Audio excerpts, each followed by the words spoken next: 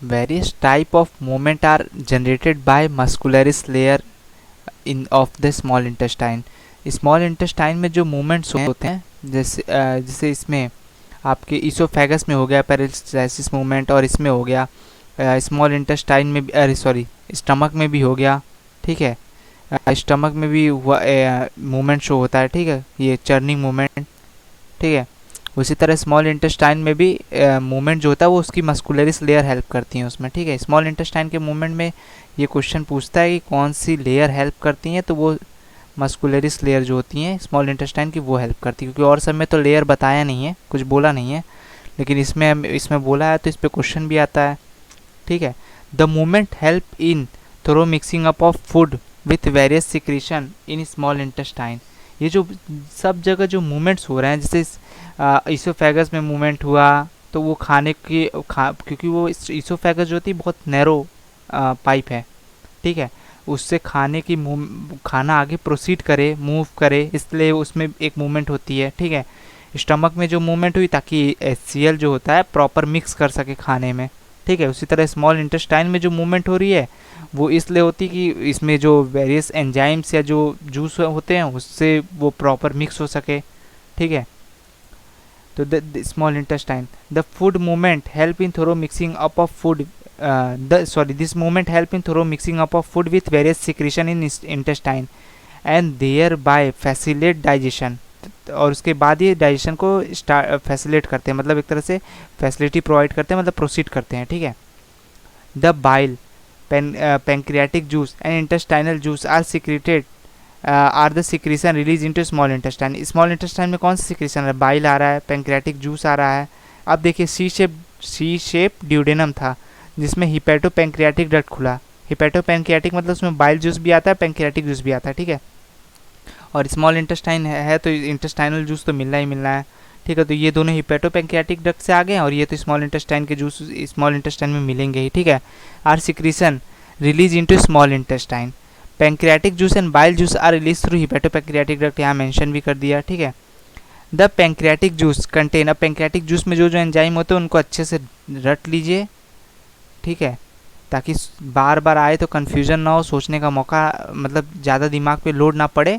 तो trypsinogen, chymotrypsinogen, procarboxypeptidase, amylase, lipase, nucleus. ठीक है, trypsinogen, chymotrypsinogen, procarboxypeptidase, amylase, lipase, nucleus, ये होते हैं इनएक्टिव फॉर्म में पैंक्रियाटिक जूस। ठीक है, अब इसमें देखिए, अब ये जो ट्रिप्सिनोजन है, ठीक है, trypsinogen is activated by enterokinase. Trypsinogen, ये क्वेश्चन भी आता है कि ट्रिप्सिनोजन एंट्रोकाइनेज की मदद से एक्टिवेट होता है। फिर ये ट्रिप्सिनोजन जब एक्टिवेट हो गया ट्रिप्सिन में, वो ट्रिप्सिन बाकी के सब पैंक्रियाटिक जूस को एक्टिवेट करेगा। मतलब हमको बस इस ट्रिप्सिनोजन पहले वाले को एक्टिवेट करने की ज़रूरत होती है, बाकी ये सबको एक्टिवेट कर देगा। और इस पहले वाले को एक्टिवेट कौन करता है? एंट्रोकाइनेज, सिक्रेटेड बाय इंटेस्टाइनल म्यूकोसा। ठीक है, तो जो एंट्रोकाइनेज है, एंजाइम है एंट्रोकाइनेज, वो सिक्रीट होता है किससे? इंटेस्टाइनल म्यूकोसा से। ठीक है, और ये क्या करता है? ट्रिप्सिनोजन को ट्रिप्सिन में एक्टिवेट कर देता है, which in turn activate other enzyme in pancreatic juice, जिसकी मदद से जब ये एक्टिव जो ट्रिप्सिनोजन ट्रिप्सिन में कन्वर्ट हुआ, अब ये ट्रिप्सिन क्या करेगा? सबको एक्टिवेट करेगा, अदर पैंक्रियाटिक जूस को। ठीक है, विच इन टर्न एक्टिवेट, ठीक है, the bile release into duodenum containing bile pigment. अब जो बाइल आ रहा है, जो बाइल जूस आ रहा है इसमें ड्यूडेनम में, उसमें बाइल पिगमेंट बोलते हैं बिलीरुबिन और बिलीवर्डिन। ठीक है, ये क्वेश्चन पूछता है।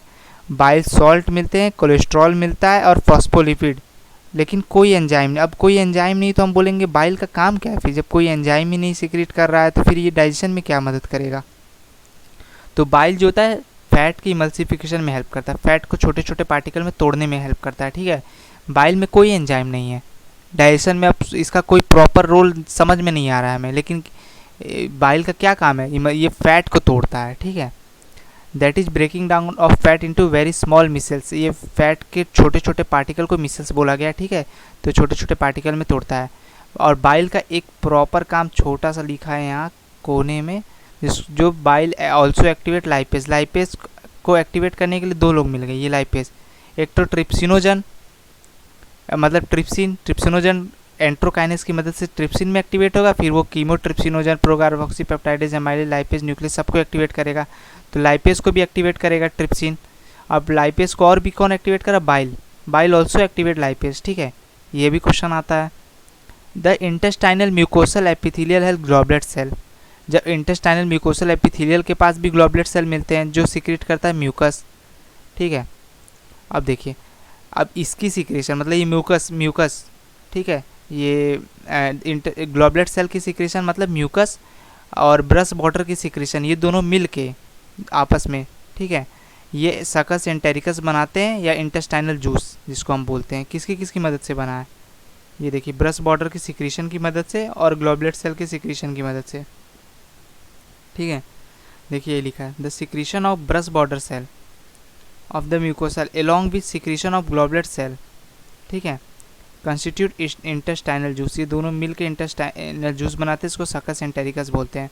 This juice contain variety of enzyme. इस जूस में बहुत सारे एंजाइम मिलते हैं, जैसे डाइसेक्राइडेस, ठीक है, जो इसको माल्टेज भी बोल देते हैं, इसको डाइपेप्टाइडेज, लाइपेज, न्यूक्लियोसाइडेज एसेट्रा। अब ये बोलोगे कि ये सारी चीज़ें इसमें है क्या? नहीं, फ़र्क है दोनों में।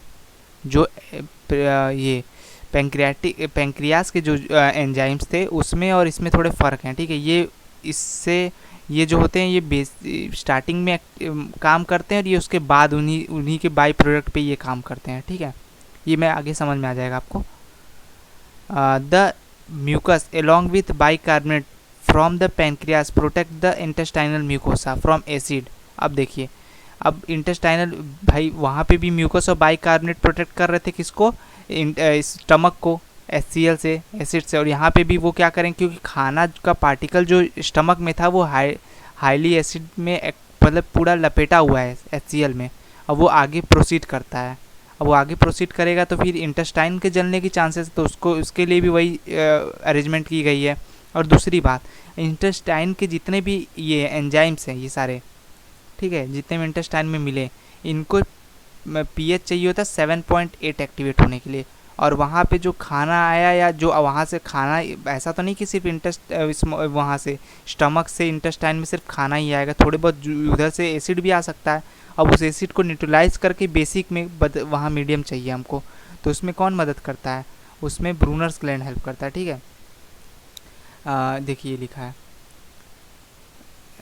इंटेस्टाइनल म्यूकोसा एसिड से बचाता है ये जो इंटेस्टाइनल म्यूकोसा को, ठीक है, और प्रोवाइड करता है अल्कलाइन मीडियम, मतलब 7.8 basic medium for enzymatic activities. ये यहाँ के जो एंजाइम्स है इंटेस्टाइन में उनको एक्टिवेट होने के लिए बेसिक मतलब बेसिक चाहिए, अल्कलाइन मीडियम चाहिए, ठीक है। सब mucosal gland, Brunner's gland also help in, इसमें ब्रूनर्स ग्लैंड भी हेल्प करता है बेसिक मीडियम प्रोवाइड करने में, ये भी क्वेश्चन आता है, ठीक है। तो ये अच्छे मतलब जो क्वेश्चन अराइज हो रहा है मैं वो बता दे रहा हूँ, अच्छे से आप देख लीजिए और इसको समझिए। एक बार नहीं समझ में आया, 2 बार देखिए लेक्चर, इसको बार मतलब 2-3 बार में तो कंफर्म में समझ में आ जाएगा, क्योंकि एक प्रॉपर डायग्राम आपके माइंड में बन जाएगा कि क्या हो रहा है एक्चुअली में, क्योंकि ये सारी चीज़ें सीक्वेंस में हैं, कोई इधर उधर नहीं है, सीक्वेंस में NCERT ने बहुत प्रॉपर वे में अरेंज करके लिखा है और उसी सीक्वेंस में आप पढ़िए इस चीज़ को, ठीक है।